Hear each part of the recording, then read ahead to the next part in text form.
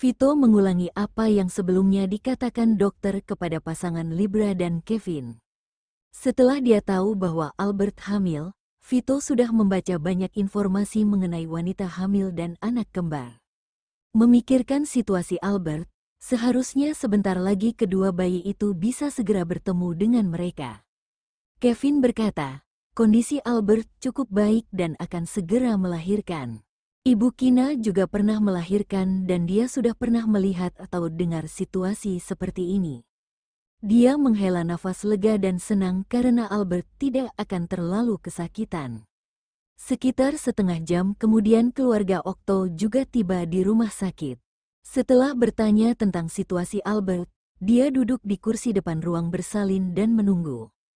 Entah sudah berapa lama, pintu ruang bersalin dibuka dan Vito adalah orang pertama yang langsung berdiri. Dokter, gimana situasi istriku? Selamat Presdir Vito, ibu dan anaknya selamat juga dalam kondisi baik. Anak pertama lahir dengan berat 2,7 kilo dan adiknya 2,5 kilogram. Sekarang luka istri Presdir sedang dijahit dan Presdir bisa lebih dulu melihat dua tuan muda. Jawab dokter itu sambil tersenyum. Kemudian kedua perawat yang menggendong anaknya berjalan ke arah Vito. Meskipun dokter berkata demikian, tapi Vito tetap merasa khawatir karena tidak melihat Albert. Ia mencoba melihat ke ruang bersalin tapi tidak bisa melihat apapun. Jadi dia harus melupakan itu dan fokus pada anaknya. Kedua lelaki kecil itu belum membuka mata merah. Wajahnya yang sangat mirip itu memerah juga berkerut. Terlihat lucu dan menggemaskan dan Vito merasa seluruh hatinya meleleh dan tidak ada kata yang bias menjelaskannya. Mereka adalah putranya dengan Albert, putra yang Albert lahirkan untuknya. Yang mana yang kakak, yang mana yang adik, tanya Vito. Coba Presdir Vito lihat, ada gelang di pergelangan tangan kedua tuan muda. Dokter menjawab pertanyaannya dan menunjukkan pergelangan kedua lelaki kecil itu untuk memberitahu Vito mana yang kakak dan yang adik. Bayi yang baru lahir tidak boleh berdekatan dengan terlalu banyak orang. Setelah Vito menggendong dua anaknya dan menunjukkannya pada keluarga Okto juga Libra, dia meminta perawat untuk membawa mereka kembali ke kamar VIP yang Albert tempati. Dan yang lain mengikutinya ke kamar untuk menjaga kedua bayi itu. Sementara Vito dan Kevin tetap ada di koridor luar ruang bersalin untuk menunggu Albert keluar. Albert diberi obat bius ketika lukanya dijahit dan saat dia masih tidak sadarkan diri saat didorong keluar dari ruang bersalin. Meskipun dokter bilang kondisi Albert baik sebelum masuk ruang bersalin, tapi Kevin tetap menunggu di depan karena tahu dia pernah mengeluarkan banyak darah saat melahirkan Dea. Vito juga tidak bisa mengendalikan kepanikan dan ketakutan di hatinya. Vito menghela nafas lega saat mendengar Albert keluar dengan selamat dan dokter mengatakan kondisinya baik-baik saja. Kevin diam-diam menatap Vito yang sangat berkeringat, seolah-olah dia adalah orang yang pergi ke ruang bersalin untuk melahirkan. Kevin ingin tertawa melihatnya, tapi pada saat yang sama dia merasa bahagia untuk Albert karena pria ini sangat mencintainya. Para tetua dari dua keluarga itu sudah melihat bayinya dan menunggu Albert kembali ke kamar. Pagi hari Albert dibawa kembali ke kamar untuk beristirahat. Albert terbangun saat efek obat biusnya mulai menghilang. Terima kasih atas kerja kerasmu, Albert, Vito berkata dengan tulus, menatapnya dengan penuh kelembutan sambil mencium punggung tangan dan bibirnya. Albert menggelengkan kepalanya dengan ringan dan setelah minum setengah gelas air hangat dia berkata, kedua lelaki kecil kita sangat baik dan tidak menyusahkanku.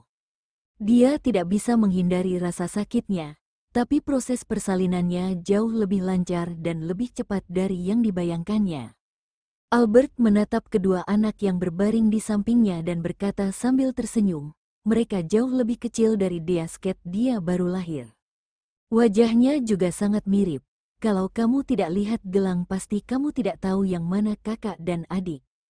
Albert masih ingat seperti apa rupa Dea ketika dia lahir dan rumah sakit juga akan memotret bayi yang baru lahir. Ya, Vito mengangguk. Albert bertanya lagi, BTW apakah Dea sudah datang? Dea pasti senang banget kalau tahu adik laki-lakinya sudah lahir. Semua sudah datang kok. Vito melihat semua orang dari keluarga Okto dan Libra. Dea senang banget tapi karena dua adiknya baru lahir jadi Dea sedikit kesal karena tidak bisa menyentuh mereka. Saat itu kamu masih tidur dan ketika ibu juga ayah ingin pulang, Dea tidak mau pulang ke rumah keluarga Okto dan bilang ingin menjaga adiknya. Aku tidak bisa berdebat dengan gadis kecil itu dan membiarkannya juga Clayton tidur di kamar sebelah dan akan menemui adiknya ketika mereka bangun. Albert masuk ke ruang bersalin pada pukul 1 pagi dan keluar pada pukul 4 pagi. Ketika Dea datang ke rumah sakit, Vito juga menggendongnya untuk tidur lagi. Vito masih ingin mengatakan sesuatu tapi dia mendengar si kecil yang sedang tidur nyenyak tiba-tiba menangis. Dan bayi kecil satunya juga mulai menangis. Mereka kenapa? Aku akan panggil dokter. Vito langsung berdiri, berbalik dan hendak keluar. Albert berkata dengan tenang, sepertinya lapar. Vito menghentikan langkahnya. Setelah beberapa detik, perlahan dia menoleh dan meminta pendapatnya. Kalau begitu aku buatkan susu bubuk untuk mereka. Meskipun Vito sudah sering melakukan itu sebelumnya dan juga membacanya, tapi dia tetap merasa bingung ketika benar-benar mengalaminya. Pertama kamu rebus air sampai matang dulu, kasih air hangat dan campur dengan susu bubuk. Sambil menahan rasa sakit Albert bersandar, mengangkat bajunya tapi dia belum punya ASI dan hanya membiarkan si kecil menghisapnya supaya ASInya cepat keluar. Oh, oke, jawab Vito lalu pergi untuk merebus air. Untuk sementara Albert bisa menenangkan si adik. Sementara kakaknya menangis dengan keras. Ketika yang kecil berhenti menangis, Albert mulai menenangkan si kakak. Tapi si adik mulai menangis lagi karena tidak merasakan apapun di mulutnya. Albert melihat ke langit-langit dan ingin menangis. Setelah mencoba menenangkan si kakak lalu adiknya menangis dan si kakak akan menangis saat Albert menenangkan adiknya. Bisakah dia menarik lagi perkataannya sebelumnya? Kedua anak kecil ini sama sekali tidak baik dan mereka sangat pandai membuatnya bingung. Untungnya Vito merebus air dengan cepat, membiarkannya agak sedikit dingin dulu lalu memasukkannya ke dalam 2 botol susu. Kedua anak kecil itu berhenti menangis setelah minum sedikit susu. Setelah beberapa saat pelayan yang membawa sarapan Albert tiba. Pelayan itu juga membawakan sarapan untuk Dea dan Clayton. Albert meminta Vito untuk melihat apakah kedua anak kecil itu sudah bangun, jadi mereka bisa datang dan sarapan bersama. Mommy, Dea berlari ke kamar, berhenti di samping tempat tidur dan berkata sambil tersenyum, makasih Mommy, akhirnya Dea punya 2 adik laki-laki. Setelah mengatakan itu Dea menjulurkan kepalanya untuk melihat 2 lelaki kecil yang berbaring di tempat tidur. Albert tersenyum dan menyentuh pipi merah dan lembut gadis kecilnya. Dea sang minta Dedi untuk ikat rambutmu, lalu temani Mommy sarapan. Mommy, adikku tidak seganteng Kak Clayton, wajahnya banyak kerutan persis seperti kakek. Gadis kecil yang berdiri di samping tempat tidur dan menolak untuk bergerak, berkata jujur sambil mengernyit karena tidak puas. Kapel bucin itu merasa geli dengan pernyataan putri mereka. Sekarang adikmu lagi tidur, mereka akan sedih kalau dengar Kak Dea bilang mereka tidak ganteng. Sekarang mereka masih bayi dan akan jadi ganteng setelah lebih besar, kata Albert dengan sabar. Gadis kecil itu langsung menutup mulutnya dan menggelengkan kepala. Setelah beberapa detik dia berkata, enggak, Dea gak bilang apa-apa. Adik laki-lakiku paling lucu, bahkan lebih imut dari Dea. Kemudian Vito membujuk putrinya untuk mengikat rambutnya. Setelah sarapan mereka tinggal sebentar di situ, lalu Clayton membawa Dea pergi supaya Albert bisa beristirahat. Giselle bangun pukul 9 pagi dan melihat SMS yang dikirimkan Vito padanya. SMS itu dikirim pada pukul 5 pagi untuk memberitahunya bahwa bayi kembar Albert sudah lahir pada pukul 4 pagi ini. Giselle menebak alasan kenapa Vito hanya mengirimkan SMS dan bukan menelepon, karena dia tahu kalau ibu hamil itu mudah mengantuk dan tidak ingin mengganggu istirahatnya. Ternyata dia cukup perhatian akan hal sepele seperti ini. Bibi Lea sudah mengerti jam berapa Giselle bangun, jadi sarapan sudah siap setelah dia mandi dan keluar dari kamar. Giselle memberitahu Bibi Lea tentang kabar membahagiakan ini, bahwa pagi ini nyonya muda ketiganya sudah melahirkan 2 tuan mudanya. Bibi Lea sudah mendengar berita ini sejak pagi, dari rekannya yang juga bekerja di rumah keluarga Okto. Sekarang dia juga masih merasa bahagia saat Giselle memberitahunya dan mengucapkan beberapa nasihat juga berkat untuk bayi Giselle yang akan lahir. Giselle berpikir karena dirinya sudah tahu tentang Albert yang melahirkan, maka pasti Rafael juga sudah tahu. Dia mengirim chat ke Rafael dan berkata bahwa dia ingin pergi ke rumah sakit untuk menengok Albert. Rafael membalas dan berkata dia akan kembali siang hari untuk makan siang, lalu menemaninya menengok Albert setelah makan. Siang hari, Rafael dan istrinya makan siang di rumah sebelum mereka pergi ke rumah sakit untuk menengok Albert dan bayinya.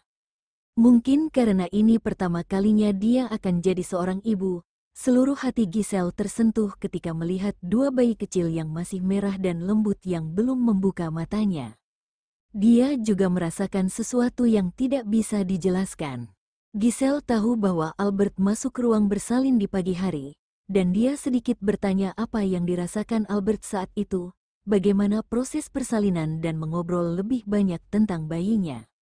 Mereka mengobrol sampai lupa waktu dan akhirnya Vito melihat Albert sedikit mengantuk, jadi dia meminta maaf dan bilang kalau Albert harus istirahat.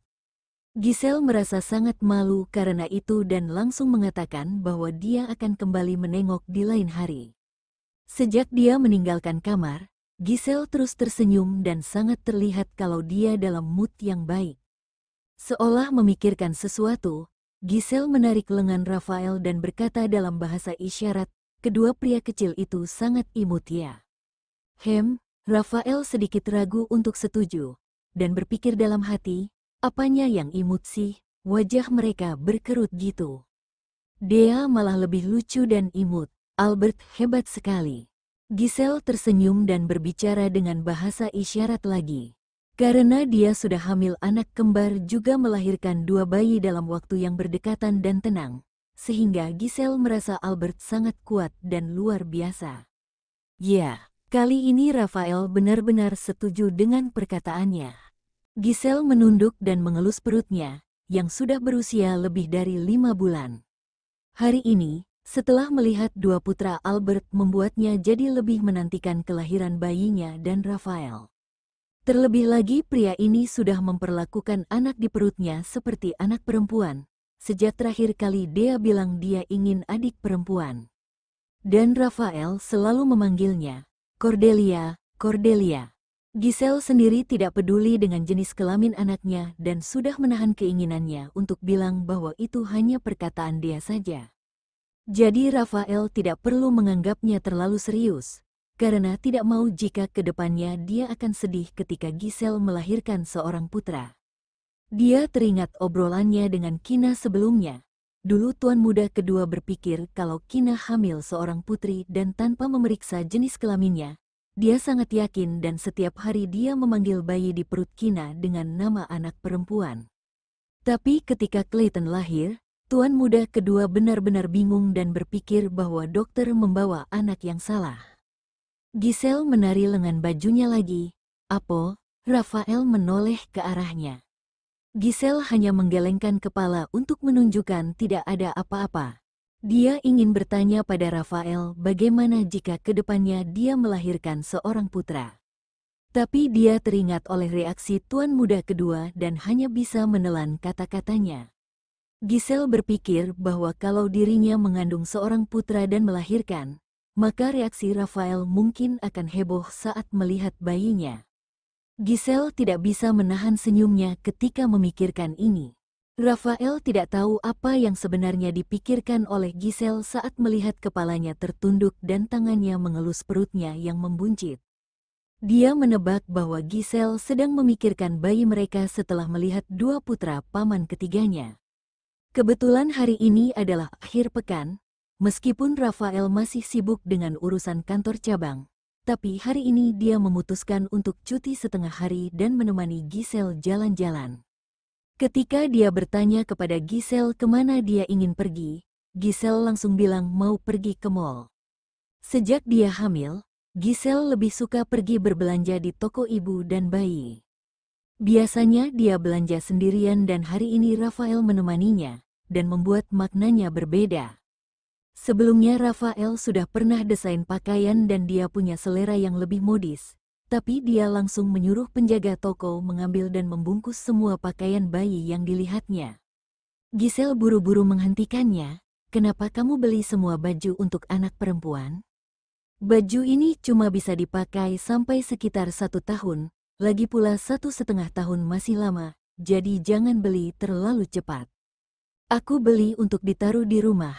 Aku senang melihatnya," kata Rafael. Mereka berdua memang mendesain baju tapi bukan berarti bayinya juga harus memakai baju VSL dan tidak boleh pakai baju merek orang lain. Giselle, dia selalu kalah. Dia tidak bisa membujuk Rafael yang kaya dan berkemauan keras, dan hanya bisa melihatnya membeli semua pakaian bayi yang disukainya, lalu memerintahkan penjaga toko untuk mengantarkannya. Wanita hamil itu mudah mengantuk, dan setelah berjalan-jalan sebentar Rafael melihat Giselle sedikit mengantuk. Dia teringat bahwa biasanya Giselle akan tidur siang dan baru pergi keluar setelah makan siang, jadi dia tidak lanjut berbelanja. Ketika sampai di rumah, Rafael melihat Giselle sudah tertidur di dalam mobil. Tanpa terlalu lama berpikir, dengan perlahan Rafael mencoba menggendong Giselle turun dari mobil. Meskipun Giselle tertidur, tapi tidurnya tidak terlalu nyenyak karena sambil duduk. Jadi ketika Rafael menggendongnya, dia terbangun dengan bingung tapi tidak membuka matanya karena sangat mengantuk. Dia berpura-pura masih tertidur dan membiarkan Rafael menggendongnya. Setelah beberapa saat dia mendengar Rafael berkata, "Giselle, tekan tombol liftnya." Giselle masih berpura-pura tidur, jadi Rafael tahu kalau dia sudah bangun. Wajah kecilnya langsung memerah, diam-diam menggertakkan gigi. Giselle membuka matanya, tapi masih tidak berani menatapnya dan berkata dalam bahasa isyarat, "Turunkan aku." "Tekan liftnya," kata Rafael sambil tersenyum. Dia sudah menyadari kalau Giselle sudah bangun, mungkin karena cahaya yang terlalu terang dan membuat bulu matanya bergerak ketika dia berpura-pura tidur, yang terlihat sangat lucu. Giselle melihat bahwa Rafael tidak berniat untuk mengejeknya. Dia tidak mengatakan apapun dan membiarkannya pergi. Giselle mengulurkan tangan dan menekan tombol lift, lalu menggunakan bahasa isyarat untuk bicara dengan Rafael. "Apakah aku berat?" Iya." Rafael menjawab yang bertentangan dengan keinginannya. Dia menggendong istri dan anaknya. Mana mungkin tidak berat? Pipi Giselle memerah karena malu ketika mendengar ini, tapi Rafael masih tidak menurunkannya. Dia berpikir dalam hati, "Aku beratkan karena hamil." Diam-diam Giselle mendengus dan berkata dalam bahasa isyarat, "Kalau kamu terlalu jujur kayak gini kamu bisa dengan mudah kehilangan pasangan." Rafael sedikit terkejut lalu tersenyum tipis. "Tidak mungkin." Nada suaranya tegas. Dia tidak pernah memikirkan perceraian dan meskipun di masa depan Giselle memikirkan itu, dia akan menanyai Rafael apakah dia setuju atau tidak.